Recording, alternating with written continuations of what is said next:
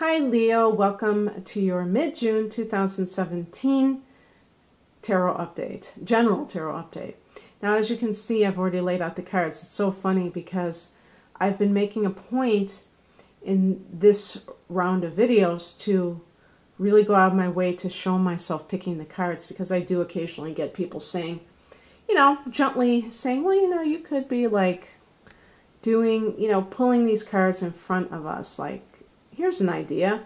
And I appreciate the kindness that they're not just coming out and saying that I'm rigging this.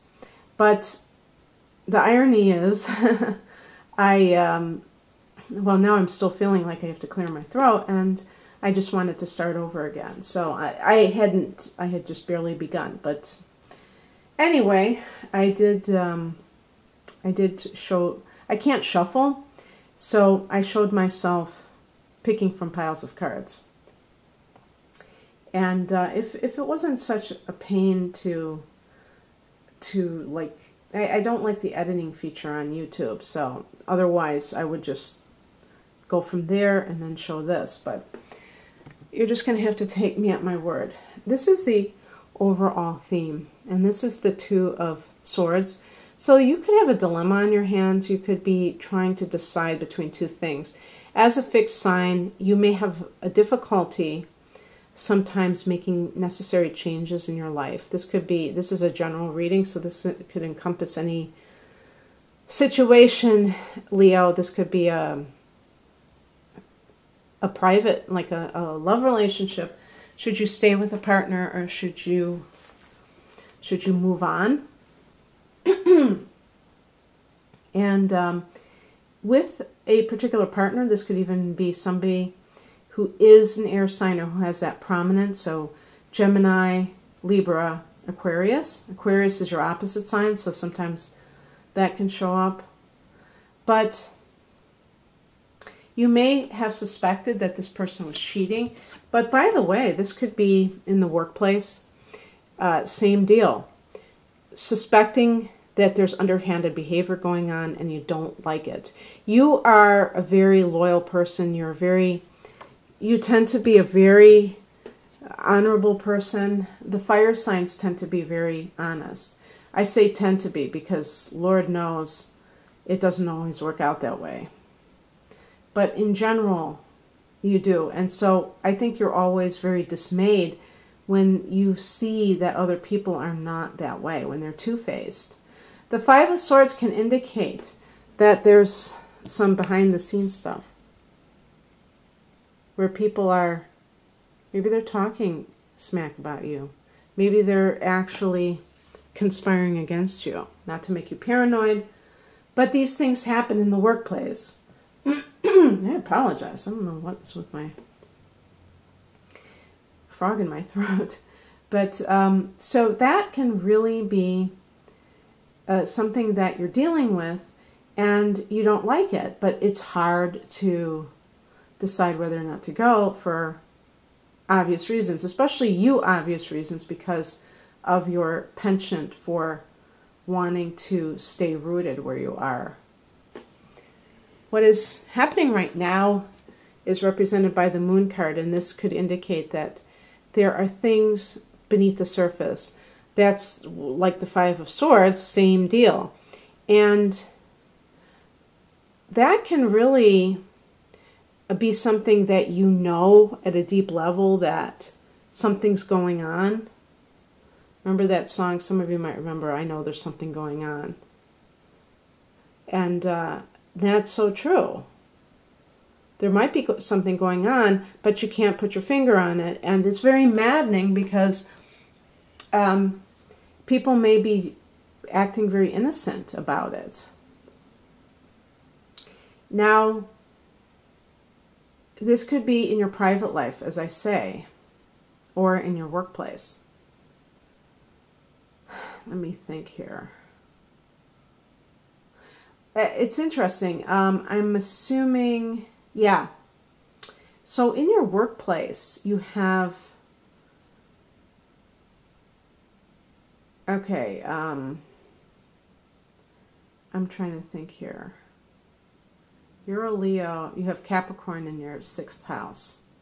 So there's a lot of, you may have noticed for the last several years that your work environment has been very much in upheaval.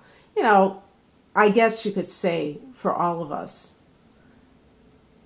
or at least the people who actually have an office, that may be like a universal thing. But particularly for the sign of Leo or Leo rising, that could be because Capricorn, Pluto is in Capricorn, and Pluto is a very shake-up type of an energy. So I just wanted to give you that little tidbit. The higher message is the Hangman card. So it just kind of goes along with that Two of Swords. But I think this could be about waiting on something, and it's actually about surrendering to it. And this is a very important piece, especially for a fixed sign like you, is if you've been agonizing over a decision, whether in your personal life, your romantic life, or in your work life, it might just be a situation where you need to let it go. You don't have to decide it tonight. Now, obviously, there may be certain time-sensitive situations. I'm not saying that. But in a lot of cases when people are like, oh, what should I decide? What should I decide? It can wait. Like if you want to move, it can wait. Unless it can't. But if it can wait, let it go. Let the universe do its thing. And keep your hands off of it. Because sometimes when you try to force things to happen, you're the endurer, you're the persistent one.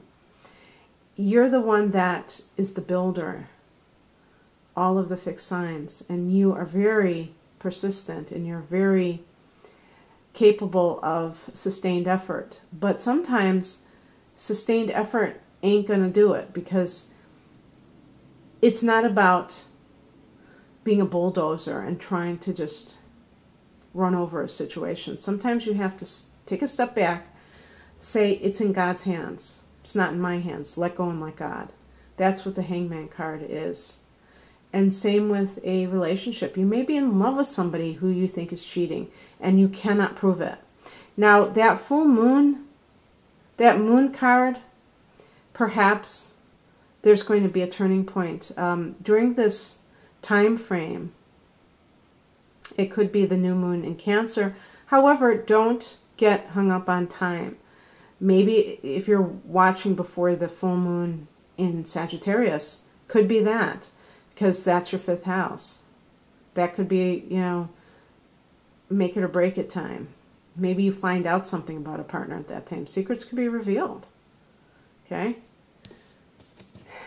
The card that crosses you is the Four of Pentacles. Materialism.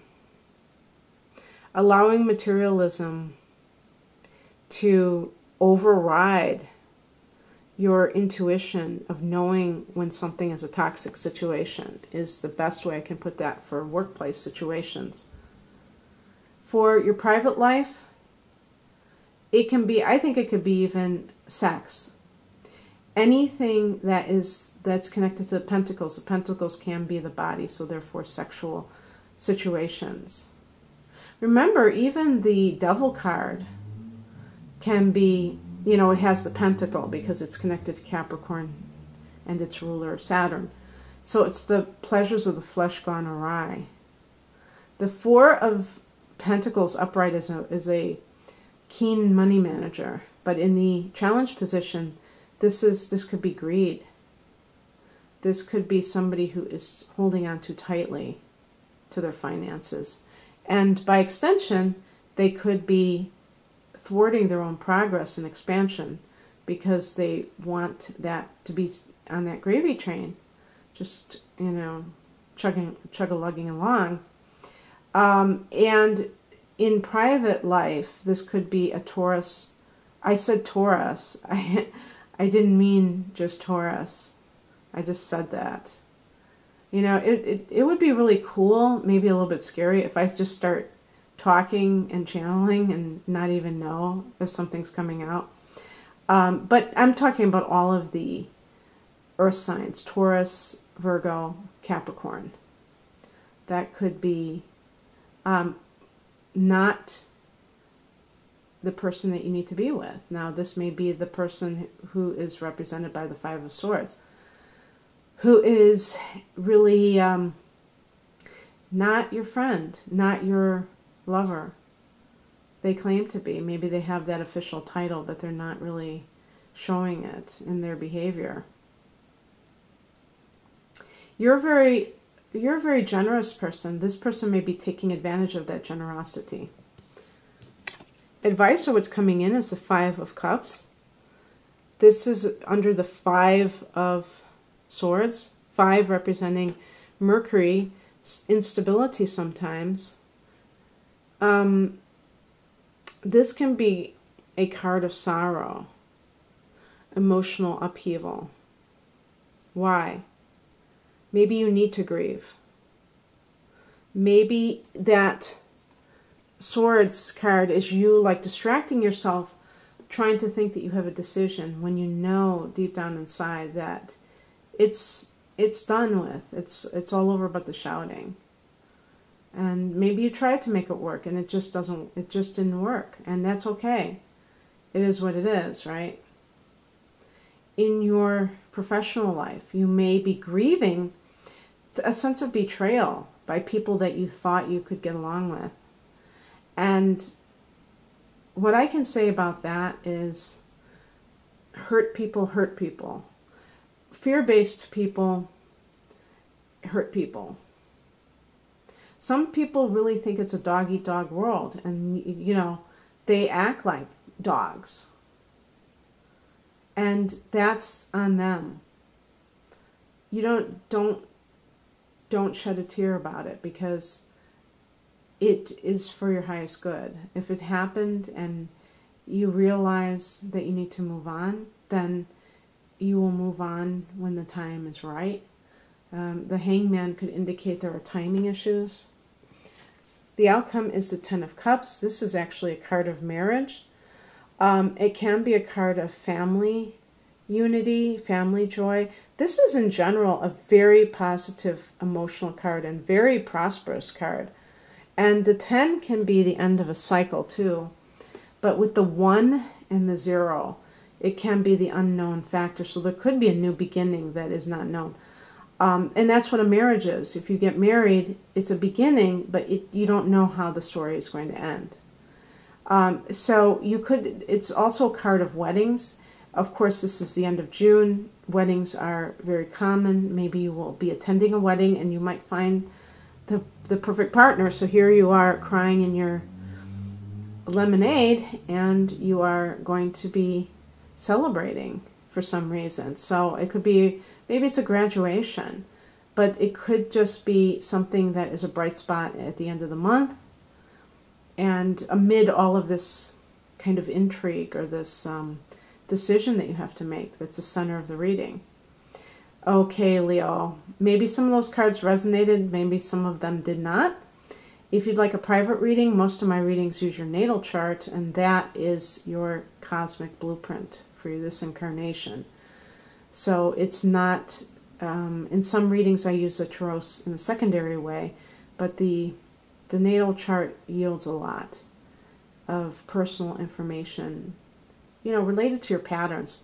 That's what I feel is the most important. Yes, I do look at transits, they're upcoming, they're great, but I really feel that anything you can do for yourself is much more reliable than any kind of transits, because you don't know if it's going to pan out.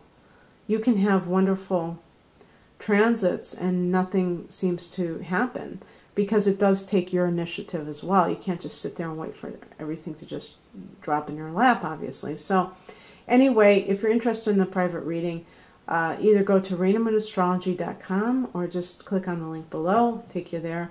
But I really hope that you have that Ten of Cups kind of an energy where there's a sense of joy that's really a wonderful kind of a feeling because it's the highest number, and the 10.